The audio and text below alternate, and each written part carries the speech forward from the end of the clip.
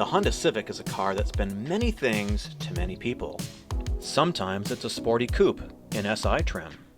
Sometimes it's a stanced-out show car, but it's always been an affordable and practical family commuter. In 1996, Bill Clinton was re-elected to the US presidency, and the brand new 6th generation Civic was hitting showrooms across the US. Now, 25 years later, the 11th gen Civic just launched. So let's compare the two and see how much difference a quarter century makes. So I'm standing here with a 2022 Honda Civic hatchback manual, and 25 years earlier, this is a 1997 Honda Civic sedan. And so today what we're going to do is we're going to compare both of these cars. We're going to take the 97 out, we're going to take the 2022 out, we're going to see exactly what has changed, because we've got a whole new world of emissions, a whole new world of crash protection and safety, and a whole new world of complications. So let's find out what's the same, what's different, and I think you are going to be surprised. Like many of you, I expected the 97 Civic to be a tiny little golf cart compared to the new Civic. These are actually surprisingly similar. So this is about 179 inches long, while this is about 175 inches long. So really, in the last 25 years, we've only gone 4 inches longer. But the new car has grown 3 inches wider, and Honda has gotten much better at packaging. Those 3 inches of width and 4 inches of length make the interior space as big as some compact SUVs. Now the weight is where there is a really big difference. This weighs close to 3,100 pounds, and this weighs about 2,400 pounds. So that's where a lot of the differences have happened in the last 25 years. Also, in terms of cargo space, amazingly enough, this is almost double the amount of cargo space. Now this is a hatchback, and this has about 24.5 cubic feet of cargo space with the rear seat up. This has around 11.5 or so. Dimensionally, these cars are actually not that big of a difference. One thing is the wheelbase is definitely longer here. This is about 103 inches of wheelbase, and this is about 107.7. Now, the engines are where there's a lot of differences over the last 25 years. Over here we got a 1.6 liter engine, makes 106 horsepower. Woo! 103 pound-feet of torque. It's made it to a 4-speed automatic transmission. Oh yeah, baby. You know this is going to be performance. And if you got the automatic, rather, if you got the manual transmission, you would have gotten a 5-speed. Over here, we've got a 1.5 liter engine. It's a turbo engine. It makes 180 horsepower and 177 pound-feet of torque. And this has actually made it to a 6-speed manual transmission. This is a rarity because it's very hard to get a manual transmission in a car nowadays. In terms of gas mileage, they're actually surprisingly the same. I'm getting around 27, 28 miles per gallon combined, with basically some aggressive driving in the freeway and especially in the canyons. In the canyons, I'm getting about 20. This is rated at about 30 mpg, something like that. And David, what kind of mileage do you get on this car? He gets about 28 miles a gallon, so pretty similar, even though we've got a heck of a lot more power over here. So let's talk about the lovely interior of this 1997. So there's 3 different trim levels that this came in back then. So it came in the DX, this is the LX, which is the mid-level trim package, and it also came with the super luxurious EX package. This does have cloth seats, and they're in very good condition. This car is about 103,000 miles on it. It does have power windows, and in terms of your infotainment system, now we're talking about inches of display in the new ones.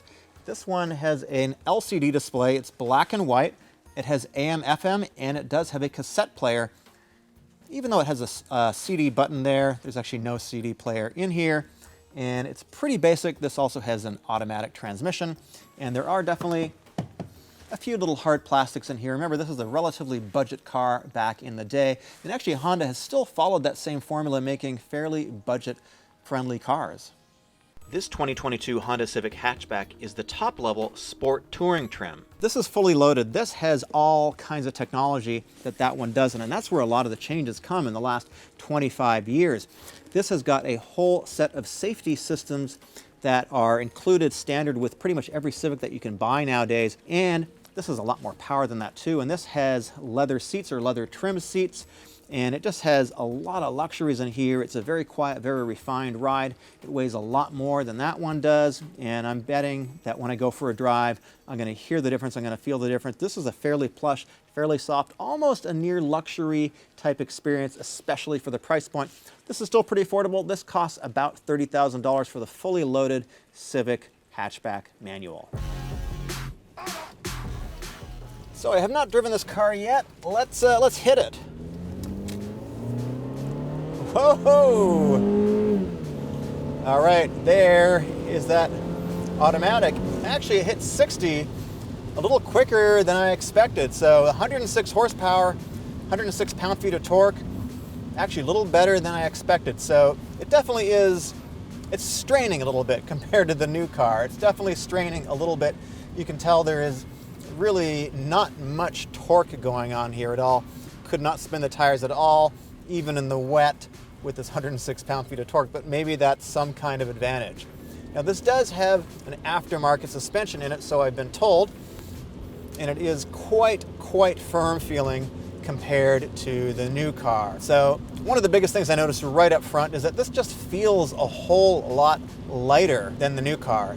It just feels more nimble, I guess, and even though I've only driven it for a short period of time, you can definitely tell that it doesn't feel as bulky. It just feels a little more lithe, a little bit more nimble, a little bit more ready to maneuver, and it definitely changes lanes very quickly. I like the sort of compact dimensions of this thing. And of course it is very simple. There's not a lot going on here. There's not a lot of technology. This has basically no safety systems at all. There isn't even ABS in here. I think if I mash the brakes real hard, probably lock them up a little bit. The brakes are not real good in this. I gotta make that point. The brakes are definitely not really strong. You definitely need a lot of pedal pressure and a lot of pedal stroke to get the car to stop. And you can tell the engine is doing a lot more work. There's a lot more revving going on here. We've got 103 pound-feet of torque compared to 177 pound-feet of torque. Definitely, it takes a lot more to get this car going. Now, one thing I noticed just driving here at street speeds is that the steering is quite good. This has got hydraulic steering, of course. There's no electronic steering back in 1997. The steering has got a lot more feel in it. There's a lot more communication, there's a lot more feedback with what's going on the road. And the suspension definitely communicates very well too. And it's not overly stiff, it's not overly harsh by any means. There's a little bit of wheel spin. And the engine really, you got to wring it out to get some action out of this engine. That's a big difference here. But it's actually still is fairly quick, 0 to 60. I'm actually surprised how quick it is. It's got to be the pretty low gearing. Shifting is still pretty good, and at 103,000 miles, actually 105 now in this car, it still drives really well. All right, here comes a corner. Little bit of understeer there. I guess there's no surprise it is pouring rain. I like how willing this engine is to rev. Man, it really does rev pretty well, and it's actually not as slow as I would have expected. So we've got a difference in power to weight ratio between these two vehicles. I did a quick calculation. This is roughly 23 pounds per horsepower, and the 2002 is roughly 17 pounds per horsepower. So there is a big difference in weight, and the biggest difference really in terms of the engine is that the new model, it's a lot smoother and has a lot more torque. It's got torque from about 1700 RPM up to the mid 4000s, and you're getting maximum torque all the way across that part of the rev band. This, you need to wind out to get the torque, and that's the biggest difference. And this engine certainly does not sound as good as the new engine. The new engine sounds really refined. So that pretty much sums it up for this 1997 LX. Let's get in the 2022, and then I can talk about the differences and talk about how they're different and how they're the same and what Honda has done over the last 25 years. I've been driving this car for about a week, and one of the biggest things that I noticed, the biggest difference, is this engine. It actually has quite a bit of power. So here we're making 180 horsepower out of a 1.5 liter turbo engine compared to the 1.6 in the naturally aspirated version. And that made 106 horsepower. This makes 180, and it makes 177 pound-feet of torque at 1700 RPM, all the way up to about 4500. So it's got a really big fat torque band, and it's really nice to see that torque sort of happening down low, and it makes it a lot easier to drive. So this car is just flat out a lot faster. That's one of the big things I noticed. Also, we have a manual transmission here, which is a little bit surprising for 2022. I know that most manufacturers are not really doing manuals nowadays. It's actually very difficult to get a sedan or a hatchback with a manual that's not sort of an enthusiast car. And so props to Honda for keeping the manual transmission alive. It's pretty good in here. It's not like the best that Honda has ever made, but it is quite good. I'm pretty happy with it. And one of the things is in the 97, the automatic transmission, it's a 4-speed automatic. From an enthusiast perspective, not really very pleasing to drive. It's pretty soft, and it just, you know, there's nothing really all that pleasing about it. It's sort of a pretty noisy kind of drive actually too, because the engine is always revving constantly. This doesn't need to rev to get as much horsepower as that 97 does. It is quite quiet. There's not sort of a sport exhaust note here for enthusiasts, but this isn't truly an enthusiast vehicle. So engine and transmission differences are quite stark. Now, one of the other really big things I notice here is the weight. This vehicle is a whole lot heavier, and it just kind of feels it. Now, it's 3,100 pounds, which is actually pretty good for a modern 4-door hatchback. It's actually quite light compared to a lot of cars in the recent past, and that's again a testament to modern engineering techniques. Honda has got a lot of strength and rigidity into this platform. This is the strongest, or rather the most structurally sound Civics ever. It is very resistant to twisting and bending, and you can really feel that because it just feels solid. It's a much more refined kind of ride, and this has moved much more upscale compared to the 97, which is a much more basic kind of a pure vehicle. This is much higher up the food chart, it seems to me, yet it's still a pretty affordable vehicle. So this is the most expensive sort of baseline Civic you're going to be able to buy until you get into the SI and the Type R. This is about $31,000, but you can get into a Honda Civic sedan in the low 20s. And to me, that's still pretty affordable. And you're not getting all the luxury that you are here, but you're getting a lot of it. And you're not losing out on things like the quiet cabin and all sort of the basic safety niceties that you get in here too. So speaking of which, safety systems are much improved over here compared to 1997. That car didn't even have anti-lock brakes. This, in addition to anti-lock brakes, has a whole suite of active safety systems such as radar cruise control. You've got lane keeping assist, blind spot monitoring.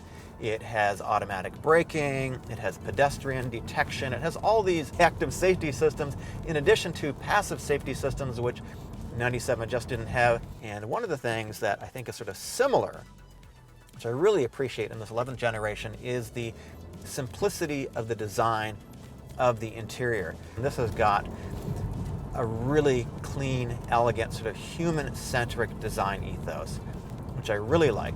The last generation was kind of busy and cluttered, like a lot of cars are right now. It didn't even start out that generation with a physical volume knob. Huge mistake.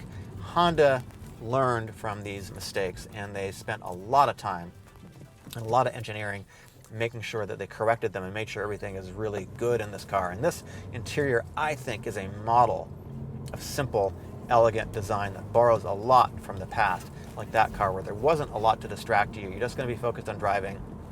The steering in here is electric. It's pretty good, certainly for the class. I think it's one of the best, maybe the best. Not as good as the 97 that had definitely hydraulic steering, which I really appreciate because you just get a lot more feedback. Overall, I think the differences are not going to be surprising to anybody. I think they're pretty stark differences coming 25 years. And I think right now that we're on the sort of the cusp of electrification, which is a big change in the space, a big change how people are going to be able to get around. And this is probably really the last pure gas-powered Honda Civic is my guess. I'm thinking the next generation, which is probably going to be, 5, 6, 7 years from now, it's going to be at least a hybrid, and they're going to have full electrification, I think, by 2030 at Honda. So this is really the last generation of great ICE-powered vehicles, and if you want one, I definitely recommend this car. You should definitely go get one, because things are going to be changing in the next decade in a huge way. The biggest thing that I take away from this is we've got a lot more luxury. This is sort of approaching a near luxury car, and for $30,000, I think this is an amazing value. But the differences between these cars are interesting. This is much more basic, obviously, and it's got sort of a lot more purity of intent, I would say. This is sort of an everyman car that was designed to appeal to people of average means who were able to afford a car that would hopefully take them a long time, hopefully 25 years. And this one has stood the test of time. It's still in excellent condition. And I think that's a testament to just how good Hondas are and how well they're going to last. Hopefully this one's going to go 25 years too. I hope you enjoy this 25-year-old flashback, and if you did, please consider subscribing. Thanks for watching.